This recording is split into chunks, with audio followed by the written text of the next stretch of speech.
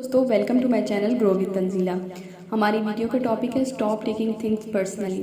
First video में हमने discuss किए थे रीजंस और बैड इम्पैक्ट जो हमारी लाइफ पे पड़ते हैं जब हम लोगों की बातों को बहुत ज़्यादा सीरियस लेते हैं। आज की इस वीडियो में हम सोल्यूशन की तरफ जाएंगे और डिस्कस करेंगे कि हमें क्या करना चाहिए कि हम खुद को प्रोटेक्ट कर सकें। आप लोगों को याद होगा कि जब कोविड आया था तो हम सब ने मास्क पहने थे, सैनिटाइज करते थे। अपनी इम्यूनिटी को बूस्ट करने के लिए हमने अपनी डाइट तक को चेंज किया था। उन लोगों से दूर हो गए थे जिन्हें कोविड हुआ था, इवन कि वो हमारे अपने फैमिली मेम्बर रिलेटिव्स थे। अगर किसी को फ्लू तक हो जाए तो हम खुद को दूर कर लेते हैं कि कहीं हमें ना लग जाए। तो फिर जो लोग मेंटली सिक होते हैं तो उनसे क्यों नहीं हम अपने आप को दूर करते, जो जिनका बिहेवियर, जिनकी जजमेंट्स जो है हमें बहुत ज़्यादा हर्ट करती हैं, जिनको उनकी बातों का हम बहुत ज़्यादा सीरियस ले रहे होते हैं। तो इस वीडियो में हम डिस्कस करेंगे कि अपने मेंटल पीस को प्रोटेक्ट करने के लिए हमें क्या करना चाहिए। फर्स्ट पॉइंट है keep track of your emotions. सबसे पहला जो काम हमने करना है अपने इमोशन को एनालाइज करना है। इमोशंस जो है वो बहुत ही पावरफुल होते हैं, ये आपको बना सकते हैं, इनफैक्ट ये आपको डिस्ट्रॉय भी कर सकते हैं। अगर आप अपने इमोशन को सही यूज़ करें तो ये आपको सक्सेसफुल बना देंगे, और अगर आप इसको सही नहीं यूज़ कर रहे हैं, आप अवेयर नहीं हैं, तो ये आपको डिस्ट्रॉय कर देंगे। हमें किसी ने नेगेटिव बात बोल दी और हम अपने इमोशंस पे कंट्रोल नहीं रखते तो हमें पता होने के बावजूद भी हम हर्ट हो रहे होते हैं और हम अपना टाइम जो है वो वेस्ट कर रहे होते हैं। इस तरह सक्सेसफुल होने के लिए भी हम सबको पता है कि हार्ड वर्क करना चाहिए, डिसिप्लिन रहना चाहिए और अपने आप को अपडेट करना है अपनी फील्ड में। लेकिन फिर भी हम में से बहुत ज़्यादा लोग ग्रो क्यों नहीं कर पाते? वो इसलिए क्योंकि हमने सिर्फ काम नहीं करना होता है, हमने लोगों के साथ काम करना होता है, उनके बिहेवियर्स के साथ रहना पड़ता है हमें, और हम उनके बिहेवियर्स और उनको कंट्रोल नहीं कर सकते।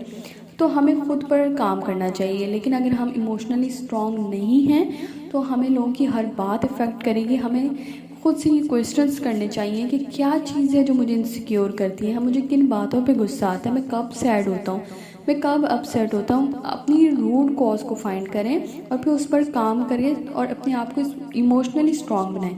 क्योंकि जब आपको पता होगा कि आपको क्या चीज़ ट्रिगर कर रही है तो आप उस पर काम कर लेंगे तो सामने वाला बेबस हो जाएगा, वो कुछ भी करके आपको कंट्रोल नहीं फिर कर पाएगा। सेकेंड पॉइंट है एनालाइज करना है दूसरों की बातों को, जो वो आपको ओपिनियन दे रही हैं, जो वो आपसे बात कर रहे हैं। जब कोई डिफ़िकल्ट सिचुएशन आए, कोई आपसे बात करे और आपको हर्ट कर रही हो तो काइंडली उसे एक्सेप्ट करने के बजाय अपनी सेल्फ वर्थ को जानते हुए, अपने इमोशंस को जानते हुए उसे प्रोसेस करें कि क्या ये जो बात कर रहा है वो सिर्फ इस इंसान की इनसिक्योरिटी है, जेलसी है, या मेरे लिए कोई इस्लाह की बात है।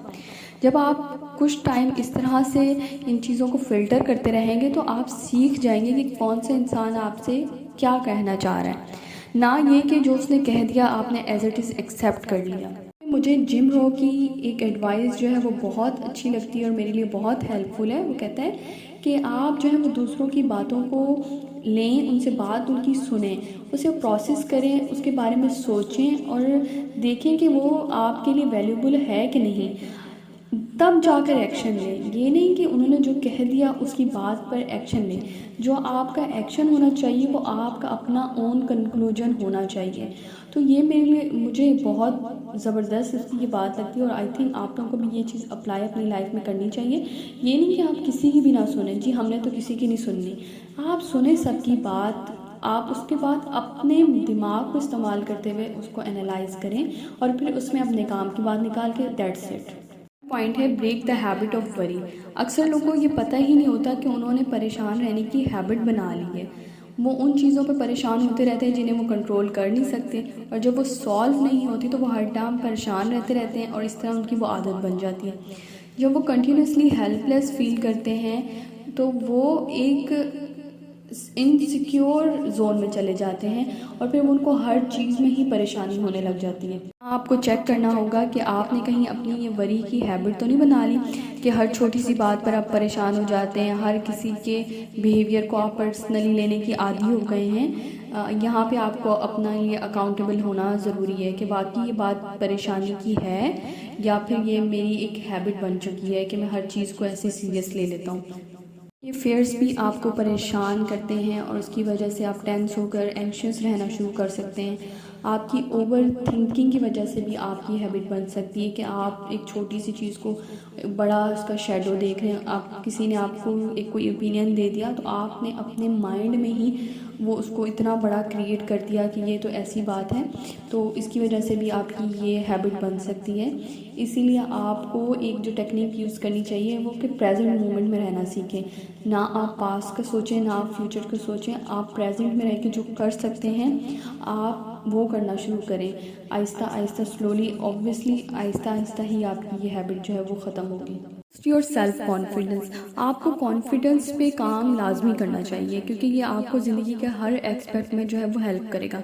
कॉन्फिडेंस जो है वो एक अम्ब्रेला की तरह है। जिस तरह से अम्ब्रेला आपको बारिश में भीगने से प्रोटेक्ट करती है, इसी तरह से कॉन्फिडेंस आपको चैलेंजिंग सिचुएशन, लाइफ के मुश्किल वक्त में खड़े रहने की हिम्मत देगा। कॉन्फिडेंस के लिए मेरा ओपिनियन ये है कि आपको अपने आप को जानना होगा, आपको सेल्फ एक्चुअलाइजेशन की तरफ जाना होगा आप, और उसके बाद अपने आप को एक्सेप्ट करना होगा। अगर आप कॉन्फिडेंस को जो है वो मटेरियल सक्सेस से, अपने स्टेटस, पावर या किसी भी ऐसी चीज़ जो कभी भी जा सकती है से एसोसिएट करेंगे तो आप सिर्फ उन चीज़ों के होने पर ही कॉन्फिडेंट रहेंगे। अगर वो चलेगी तो आपका कॉन्फिडेंस फिर से ज़ीरो हो जाएगा। आपको अपनी स्ट्रेंथ, वीकनेस, इमोशंस, वैल्यू, अपनी वर्थ के बारे में क्लियर पता होना चाहिए कि ये चीज़ मेरी है स्ट्रेंथ है और ये मेरी वीकनेस है, मेरी ये वैल्यूज़ हैं जिसमें मैं कॉम्प्रोमाइज़ नहीं कर सकता। तो आप ट्रूली कॉन्फिडेंट रहेंगे। फिर कोई भी सिचुएशन आ जाए, लोग आते जाते रहें, चीज़ें आती जाती रहें, तो आपके लिए प्रॉब्लम नहीं होगी, आप स्टैंड करेंगे। और अगर आप दूसरी चीज़ों में अपने आप को फेक कॉन्फिडेंट बनाएंगे तो वो सिर्फ कुछ टाइम के लिए होगा और उसके बाद फिर से आप ज़ीरो पे हो जाएंगे। लास्ट पॉइंट है स्टॉप जजिंग योरसेल्फ। अगर आपकी कोई वीकनेस है तो आपकी स्ट्रेंथ भी होगी, इसलिए it's okay to be imperfect, it's okay to be sad. अगर आपको लगता है कि आपको कोई प्रॉब्लम आ गई तो आप परेशान हो गए तो कोई बात नहीं, हर कोई इंसान है, आप हो सकते हैं। अपने आप को हर वक्त दूसरों के लिए परफेक्ट बनाने में मत लगे, अपने आप को एक्सेप्ट करें द वे यू आर और इसी तरह इम्प्रूव करें। दूसरों के पैरामीटर पर अपने आप को मत मेजर करें। किसी बात पर सैड होना, वरी होना या किसी भी चीज़ का डर होना नॉर्मल है, लेकिन हर वक्त इसी पोजीशन में रहना गलत है। कुछ टाइम बाद अपने आप को नॉर्मल करना सीखें, लेट गो की हैबिट को डेवलप करें, क्योंकि ज़िंदगी में बहुत सारी जगह पर आपको अपना राइट भी छोड़ना पड़ेगा, बहुत सारी जगहों पर आपको बहुत कुछ सुनना भी पड़ेगा। तो ये एनालाइज करें और कुछ चीज़ें अल्लाह के हवाले करना छोड़ें। लेकिन जो एक टिप आपको फॉलो करनी है अपने आप को ग्रो करने के लिए वो ये कि बस अपने आज को अपने कल से बेहतर बनाना है, दैट्स इट। ये देखें कि आप कल से ज़्यादा बेहतर हो रहे, ठीक है, आपको कंपेयर करने की किसी से कोई ज़रूरत नहीं है।